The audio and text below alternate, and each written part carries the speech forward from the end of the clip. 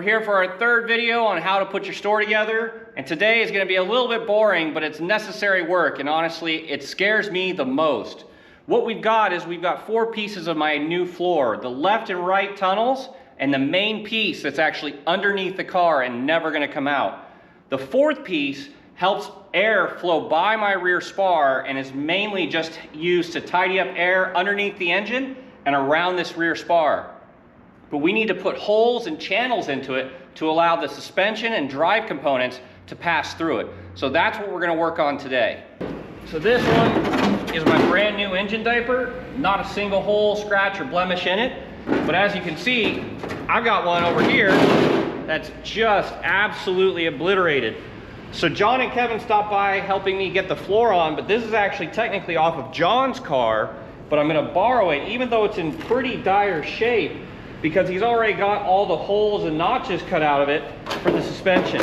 So first things first, we've obviously got John's diaper here, but it doesn't bolt onto my car. But we do have the same rear clevis, and he's already got clearance for it right here. So what we'll do is we'll slip John's floor underneath my car, and then from there we'll use this flat surface and be able to mark lines on both sides. Then we'll repeat the process and do it with actually my brand new engine diaper.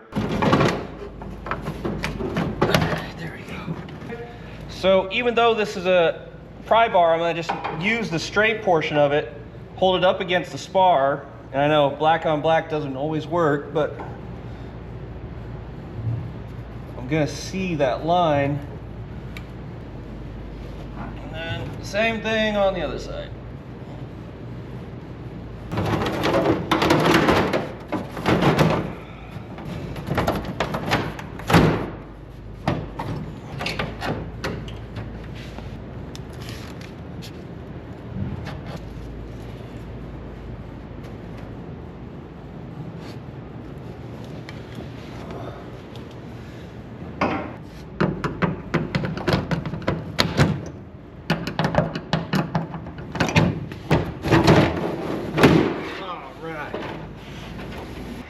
Once we have those vertical marks done on both John's floor and my floor, we can basically put them one on top of the other, and then we can use John's actual reliefs or cuts and just paint lines on mine and just copy it.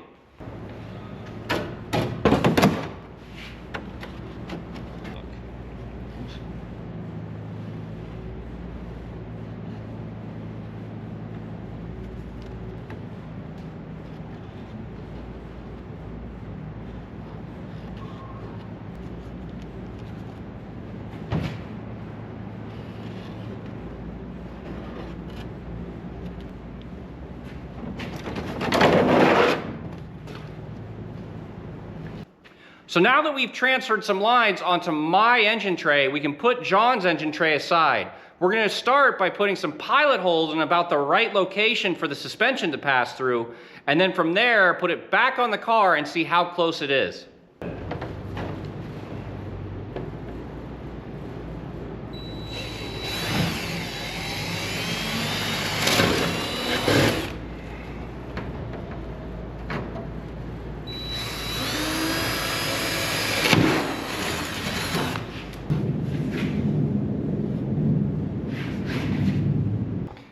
So the pilot holes look pretty good except for in the right rear. We're just down by about 1/2 inch. So what we're going to do is we're going to mark 1/2 inch up, and then we're going to just step right up to using an 1.5 inch hole saw, and we're going to cut all 4 holes and then try to see if we can fit the suspension.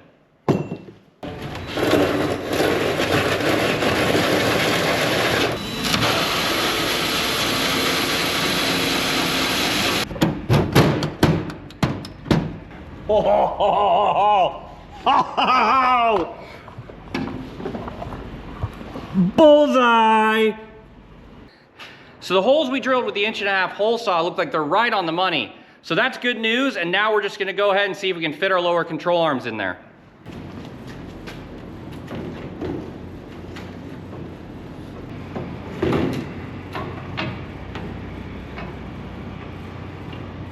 So we need to widen out for the front portion of the lower control arms. That's because the actual tubing, not just the rod end, needs to actually go through the carbon fiber. So what we're going to do is we're going to use a drum or a sanding drum to actually elongate that hole a little bit and give the control arm clearance to get through there safely.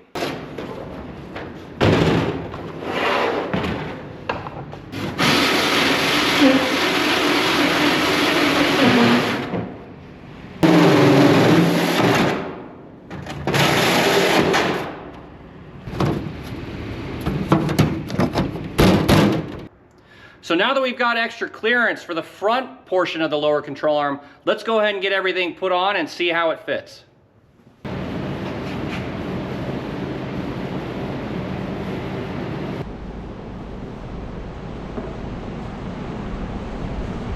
Nice.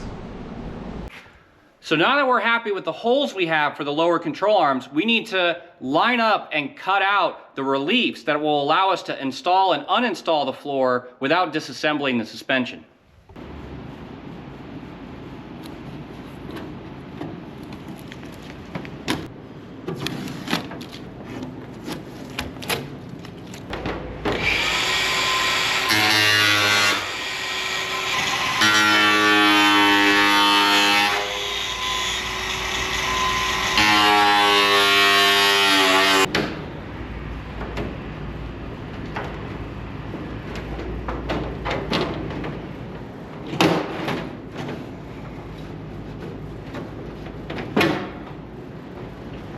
So we're happy with the grooves, the floor goes on and off with ease, so now we get to move on to cutting the relief for the drive flange and the drive cups.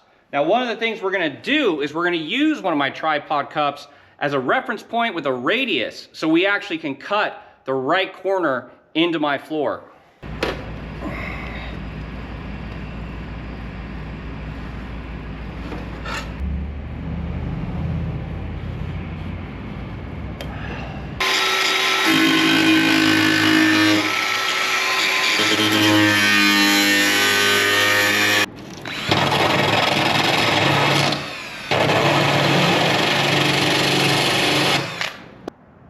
So at this point, we are officially done cutting and relieving on the engine tray. The only thing we didn't show you is we obviously have a little bit of a cut and a trim along this portion here. That gave us access to the upper control arm clevis that we don't have on the car yet, and the rocker and push rod assembly that's gonna go with the lower control arm.